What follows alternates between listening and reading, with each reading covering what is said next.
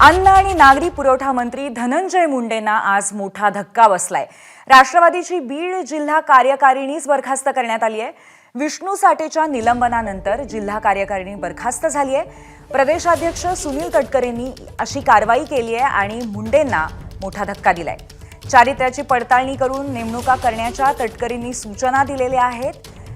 सध्या सुरू असलेल्या सरपंच संतोष देशमुख यांच्या हत्येच्या प्रकरणावरती आणि त्याचबरोबर त्या संबंधात चालू असलेल्या केसच्या संदर्भाच्या पार्श्वभूमीवर ही एक अत्यंत महत्त्वाची घडामोड आहे, कारण या प्रकरणाच्या संदर्भामध्ये या कार्यकारिणीतल्या अनेक लोकांची नावं समोर आली होती।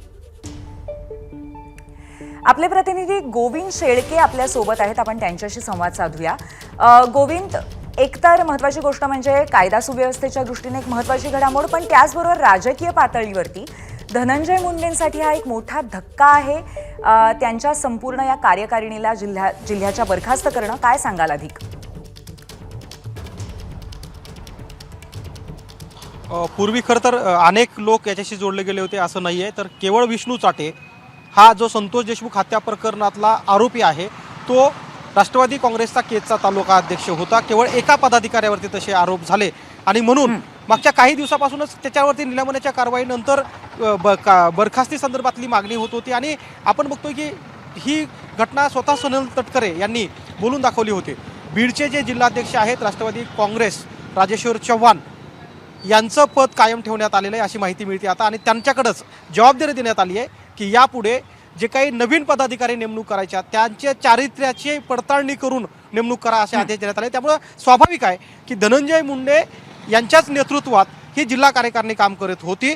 मात्र त्या जिल्हा कार्यकारिणीतला एक सदस्य जो तालुकाध्यक्ष होता तो खुनाच्या प्रकरणात सापडला गेला किंवा त्यांचं नाव आलं गेलं, त्यांना अटक झाली आणि म्हणून पूर्ण कार्यकारिणी बरखास्त केली। स्वाभाविक आहे की हा धनंजय मुंडे यांच्यासाठी धक्का समजला जातोय। पूर्वी आणि गोविंद, कालच धनंजय मुंडे आणि अजित पवार यांची सुद्धा भेट झालेली होती, त्यानंतर अचानक हा निर्णय येणं संपूर्ण ह्या भेटीच्या पार्श्वभूमीवर सुद्धा आपण महत्त्वाचं समजलं पाहिजे।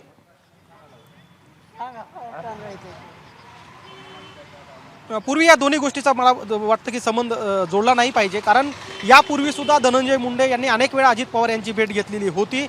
कालची जी भेट होती ती भेट कदाचित परळी शहरामध्ये आणि परळी तालुक्यामध्ये जे आंदोलन पुढे आले होते वाल्मिक कराड यांच्यावर मोक्याची कारवाई झाल्यानंतरची ती माहिती देण्यासाठीची होती अशी माहिती मिळते। त्यामुळे ते भेटून आल्यानंतर ही समिती बरखास्त झाली आहे का आणि त्याचा काही संबंध आहे का हे पाहावं लागेल। एक मात्र खरं आहे की ज्याचं नेतृत्व राज्याचं या राष्ट्रवादी काँग्रेसमध्ये एकीकडे अजित पवार करत असताना त्यांच्या बीड जिल्ह्याची समिती बरखास्त होणं हा त्यांच्यासाठी धक्का मानला जातोय। पूर्वी धन्यवाद गोविंद आपण दिलेल्या माहितीबद्दल। तर संपूर्ण समिती बरखास्त झालेली असली तरी विष्णू साठे या एका व्यक्तीला प्रामुख्याने त्याचा निलंबन झाल्यामुळे ही जिल्हा कार्यकारिणी बरखास्त झालेली आहे आणि त्यानंतर आता नवीन कार्यकारिणी स्थापन केली जाईल अशा पद्धतीची माहिती मिळते। आणि या सगळ्या घटना सध्या जी न्यायालयामध्ये आज वाल्मिक कराड याला सादर केलं जाईल या पार्श्वभूमीवरती या सगळ्या घटना महत्त्वाच्या मानल्या जात आहेत। एबीपी माझा, उघडा डोळे बघा नीट।